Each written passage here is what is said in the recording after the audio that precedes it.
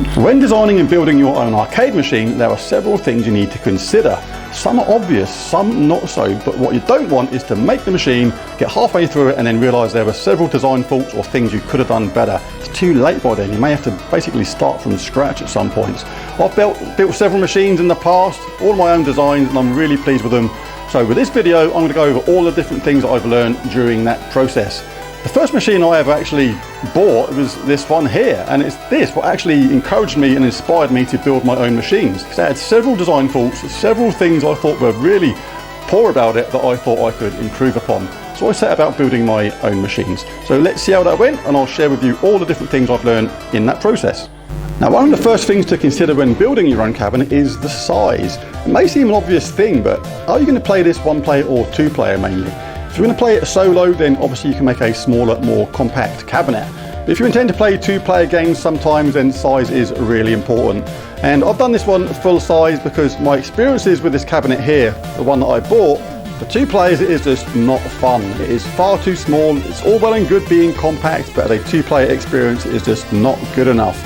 Shoulder to shoulder is nice, but this is like way too cozy for two people and it's just not good. This cabinet I built here is full size, got two full-size joysticks, and there's plenty of room for two people.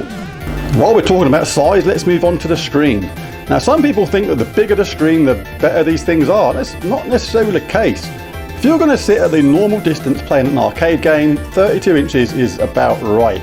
With the 4:3 ratio, which a lot of these older games are going to be in, they look perfect, and they're not going to look too pixely because you've not blown the screen up into a massive 50-inch screen, which is basically overkill on some of these systems I've seen before. Your eyes, your field of vision simply cannot take in the full image properly either, and it's going to be a less enjoyable experience overall. That bigger screen will come into its own, of course, with those gun games when you're standing further back, but for the vast majority of games, you'll be better off with a smaller screen, like a 32-inch. Speaking of screens, the actual type of screen is really important as well. You don't want an ordinary LED or LCD screen, particularly LCD, because people of different heights, when they play this, you're going to get like a contrast blowout where you basically lose the contrast when you play the game. This machine I've got here, this suffers from this really, really badly. I mean, have a look at this. If I'm at the right height, it's perfect. If I move down, if I'm a shorter person or sitting down, something like that, you get an awful loss of contrast, and it's just terrible. The monitor I'm using for this one is IPS. It's an IPS monitor, and they are far better for losing that contrast. I can move up and down on this and we have zero loss of contrast, whether you're a short person or whether you're a tall person. Now, another thing to consider when designing this as well is the actual angle of the screen. This is actually really, really important, and more important than a lot of people may realise. And the reason is, if you have it bolt straight, that may look fine when you're sitting down looking directly at it, but it's going to look a little bit weird if you're standing up playing the machine.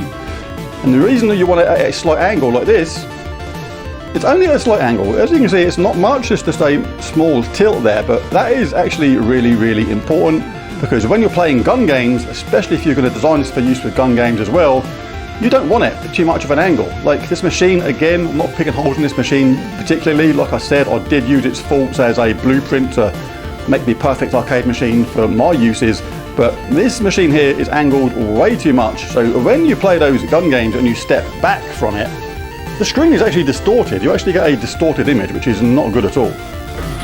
Now, let's briefly move on to sound, because sound is a really, really important part of our arcade system. One of the things that made arcade games enjoyable for me was that meaty, punchy arcade sound you get from those awesome arcade cabinets back in the day.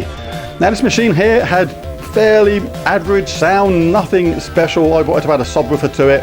Not sure why a subwoofer couldn't be included for the price. It was over £1,000, and how much is a subwoofer? It's like crikey, a cheap subwoofer would have made all the difference to the sound on this machine. But depends upon your design of cabinet. Like if I wanted to, I could fit a small subwoofer in the housing underneath there, which is where the PC is. But I decided on a sound bar because a sound bar fitted into the design of this machine quite nicely. I get a nice spread of sound, a nice stereo effect, and nice meaty bass at the same time. It kind of solved all my problems in one go. So for me, a sound bar was the way to go. If you don't want a sound bar, you can have like left and right satellite speakers and a hidden sub somewhere. So subwoofer is really important, or a meaty sound bar to get that nice arcade punch. Control panel. The control panel is one of the most important parts of the machine. First of all, you have to plan what kind of games you want to play and how often you're going to play them. Like if I was going to play trackball games, for example, I had to think about this. I looked at the trackball games, which trackball games would I play? Am I going to play them at all? Decided that mainly I don't play trackball games hardly ever. I had a trackball on a previous machine and I pretty much never used it, therefore there was no need to design this machine with a trackball. But what I did want was really good joysticks, so I decided to buy these Wrap 4 Hori sticks. Arcade quality, really nice to use, super sensitive buttons, really like them, and really strong at the same time. There's a way around it. You can actually buy your own joysticks and buttons and put them into the machine at your own design, basically, exactly how you want them. But don't forget to leave space for things like the one player button, the start, the credit button and things like that. Or I've even included like these nice little tea coasters here just to have a little finishing touch. Right, and next up is really important, and this is going to make or break the machine in some ways, and that is the materials you use to build it with. Obviously it's going to be made out of wood for most people, but go for something decent, something nice and chunky like this nice 18mm wood I've got here. This is really strong and it's not going to flex when you move it. I can actually play this really vigorously, like go absolutely mad on it, and the machine doesn't move a single bit. The machine I bought, it's made of flimsier wood. And look at this, I'm just going to move the joystick just gently, and you can see the machine is moving around a bit. This doesn't happen in the tabletop mode if you take it off its stand and have it on a desk or something like that, but yeah, if you're standing up playing, especially two-player, it's just mediocre. It moves all over the place, and this was another thing I wanted to fix when building my own machine. Another thing to consider when making your machine is placement. Now, this may seem an obvious thing again, but if you're going to just use it as an arcade machine, so you just need to use the joysticks and you're going to have a little seat or whatever, obviously you can just have your chair there and that is going to be absolutely fine. But I've got this to use with gun games as well, so it's important to have enough space behind you to be able to step back far enough to use those gun games properly. There's a door here, but when that's closed, I can come back to here like this, and this is like a really good distance to play those gun games from. Another thing to consider is where are things going to go if I move this chair out of the way. I've designed this machine here with this hatch. If I just lift this hatch up here so briefly, let's put this controller down. So all the PC and electronics and stuff are hidden in there. You can just about see the PC maybe in there.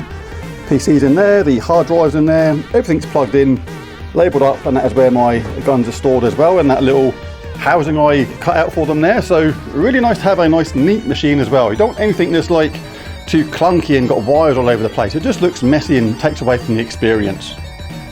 And lastly, don't cheap out on just those little finishing touches which really make the machine look really nice. Like this, I think it cost like about £7 for this like vinyl overlay here to go around the screen where I put the screen. It looks really nice. Things like this trim are expensive. It's like may have cost like £70–80 to get enough trim to do this like this, but it really adds a finishing touch to the machine which makes it look really good.